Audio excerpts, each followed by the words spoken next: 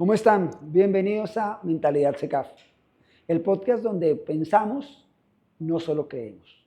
Vamos más allá de solamente creer, sino estamos pensando en el desarrollo de nuestras capacidades. Ya este es nuestro quinto capítulo donde vamos a estar trabajando sobre un tema especial que nos parece muy importante, que es la conexión intestino-cerebro. Cómo nuestro cerebro y cómo nuestro proceso mental afecta también el proceso metabólico hormonal y viceversa. Es un feedback, una retroalimentación positiva en muchos casos y en algunos casos puede no ser tan positiva. Para ello hoy nos hemos preparado una conferencia pequeña, una actividad sobre este tema, enfocándonos sobre todo en ese concepto del eje hipotálamo-hipófisis y las características del mismo.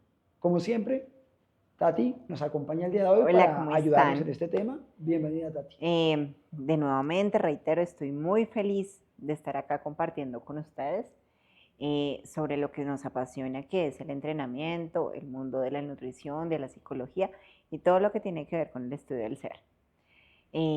Dando respuesta referente al eje intestino-cerebro, tiene bastante conexión en sentido de que en el intestino hay unas bacterias que priman y se encargan de desbordar salud hacia todo nuestro organismo. Ellas son las bacterias de los prebióticos y los probióticos y juntos generan un simbiótico, una simbiosis. ¿Qué pasa cuando estas bacterias están desreguladas? Lo que se genera es una disbiosis intestinal. Esta disbiosis intestinal hace que no se genere una adecuada absorción de los nutrientes y esta inadecuada absorción puede generar enfermedades a nivel digestivas del tracto digestivo, como lo son síndrome de colon irritable, gastritis, inflamación del el esófago, diversas enfermedades a nivel gastrointestinal que se pueden generar por el hecho de no absorber bien los nutrientes. Uno, eso. Dos, se supone que cuando nosotros vamos creciendo se van eliminando ciertas enzimas si no las utilizamos. Esto quiere decir que puede que no utilicemos la enzima lactasa y es por ello que muchas personas somos intolerantes a la lactosa. Entonces, por eso es que nos va a generar intolerancia el consumo de leche, de leche entera, pues que es el azúcar, que en sí es la lactosa. Entonces, sucede que si nosotros no tenemos una adecuada alimentación, si no tenemos una adecuada gestión emocional, esto empieza a generar diferentes trastornos a nivel de la microbiota y esto nos va a enfermar aún más e incluso nos puede llegar a involucrar problemas del sueño, de regulación emocional, de estrés, de demasiado cortisol, porque no liberamos una adecuada proporción de triptófano, que es la hormona que nos va a producir la melatonina, que la melatonina es la hormona que nos da sueño y que entra nuestro cuerpo como en un estado de regulación, de relajación. Activa pues el sistema parasimpático. ¿Tú qué opinas, profe? Ahí quería hacerte una pregunta y una acotación.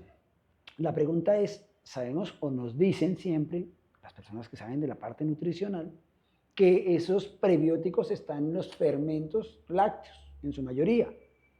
Pero entonces, cuando yo no utilizo esos fermentos lácteos, por ejemplo, no consumo muchos lácteos, puedo tener una disminución en mis prebióticos o probióticos, en este caso, en los que promueven esa flora bacteriana, o no tiene relación en ese sentido. Bueno,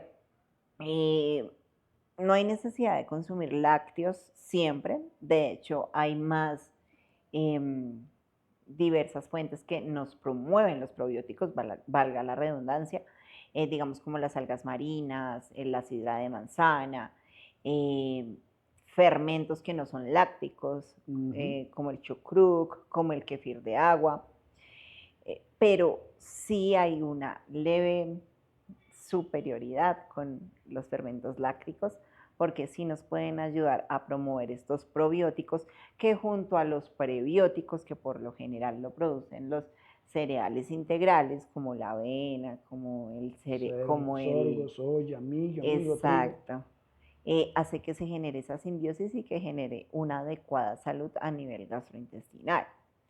Entonces, si nosotros no tenemos una adecuada proporción, podemos llegar a tener desbalances incluso a nivel de los ritmos circadianos. No podemos conciliar bien el sueño, vamos a tener una emoción demasiado bajita durante el día, incluso podemos tener leve depresión. Por eso es que en los países en donde generalmente hay estaciones, realmente sí hay una bajada y sí hay una tristeza, una depresión La por inversión el... estacional, le dicen, por las Exactamente, estaciones. porque precisamente los ritmos circadianos que son regulados por todo esto, se promueven mediante mediante esta simbiosis intestinal. Y no solo ello, también por la vitamina D que la da el sol. Y si no tenemos sol, también lo más normal es que podamos desarrollar una leve depresión. Y Importante ahí, perdón, corto el viaje, pero me parece importante que cuando hablamos del ciclo circadiano, expliquemos qué es ese ciclo circadiano, porque hay personas que lo entiendan perfectamente y hay otras personas que de pronto digan, ¿eso qué es? Simplemente es que nosotros cumplimos con una activación frente a células fotosensibles en nuestro cerebro a través de la vista y demás, que perciben luz y con esa luz activan su proceso metabólico y pueden producir elevación de ciertas hormonas a través de la glándula pineal. Entonces produce una liberación de una hormona llamada la melatonina que nos correcto. activa con luz. Y cuando baja la luminosidad normal del día, pues se disminuye esa segregación de esa hormona y entramos en una etapa de recuperación o descanso. Entonces el ciclo circadiano es el que se activa con luz, se inactiva frente a los bajos niveles de luz. Y en los sitios donde hay periodos de muchas horas, no como aquí en nuestro trópico que tenemos 12 y 12, sino a veces tienen 16, 18 horas de oscuridad, pues afecta mucho más ese ciclo, ¿cierto? Correcto, y no solo que afecte, sino que en nuestro cuerpo realmente hay mucho balance de hormonas y promoción de otras en ciertos horarios, digamos en la noche, que es cuando hay más oscuridad, hay más promoción de hormona de crecimiento y esto quiere decir que nos vamos a recuperar de una adecuada manera.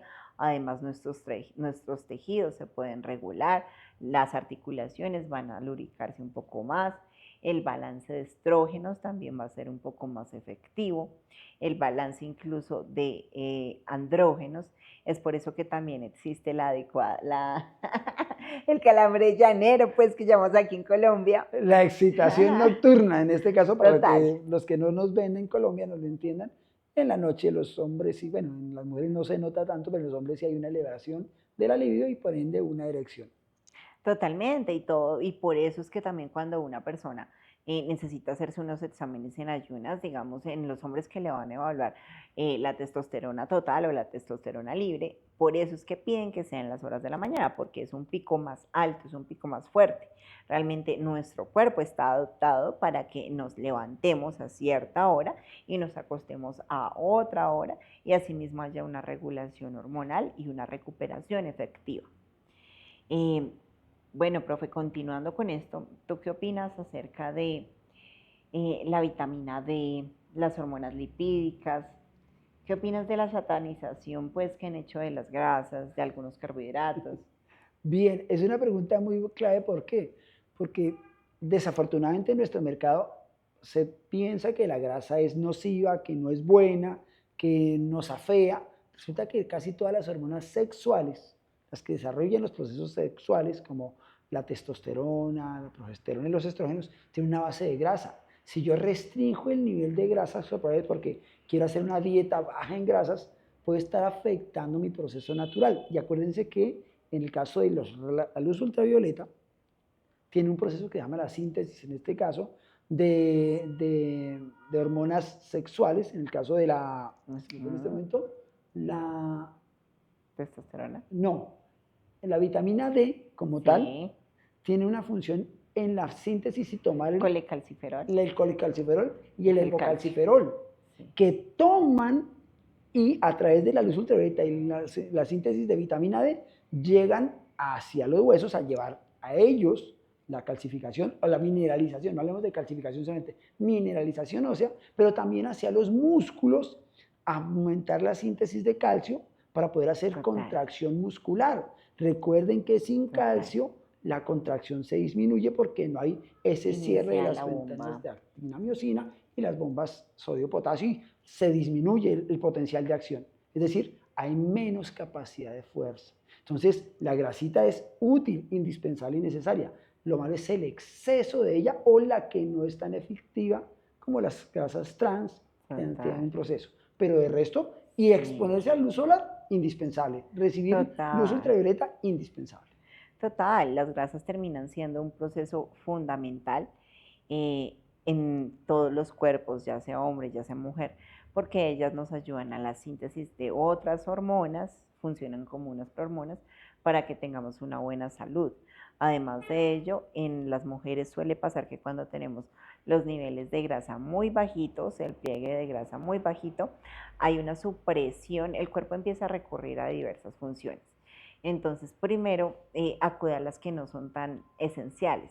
Y el ciclo menstrual o la regla, pues, no es algo que sea esencial para sobrevivir, para supervivencia. Entonces, acude primero que todo a ello.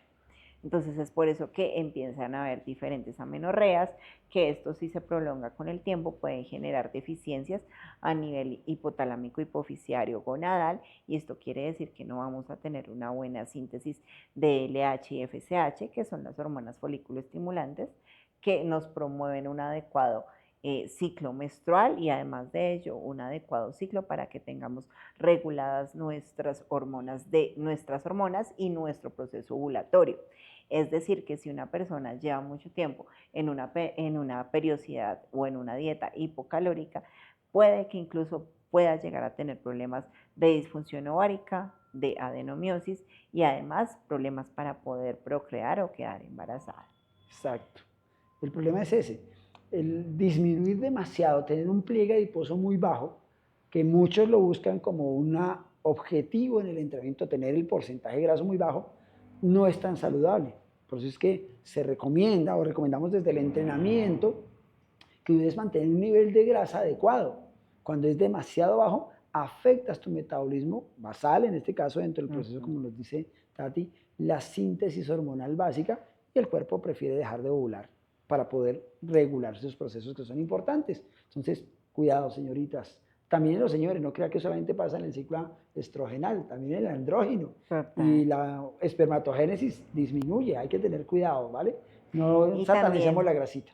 Total, y también tener en cuenta que en el caso de las mujeres, cuando se bajan muchísimo los estrógenos, que son promovidos por las grasitas, por la grasa, se incrementan los niveles de andrógenos y los niveles de andrógenos en la mujer generan una respuesta totalmente contradictoria a lo que normalmente quisiéramos, es decir, se van las mamas, se van los cacheticos, puede que la voz se engrose un poquito, se toman características un poco más masculinas y lo mismo ocurre con los hombres, pero en un proceso contrario. En ellos se incrementa un poco la tasa de estrógenos, generando un proceso que se llama aromatización.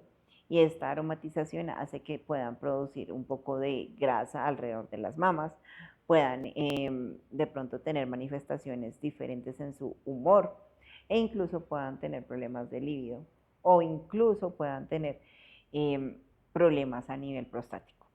Entonces es muy importante tener un balance adecuado de grasas, de carbohidratos también, de proteínas, para que nuestro sistema, para que nuestro cuerpo y sobre todo para que nuestra mente funcione adecuadamente. No quiere decir eso que el hombre vaya a tener una tendencia a cambiar su orientación sexual, claramente. Ojo, que más bien no, entonces, no tiene que ver con eso. Ajá, Una cosa es la orientación y otra cosa es el proceso hormonal, ¿vale? Ténganlo en cuenta porque es que a su vez les sucedería, se hacen esas preguntas dentro del proceso. Aquí en la total. academia sucede mucho esa pregunta, entonces por eso me adelanto al tema.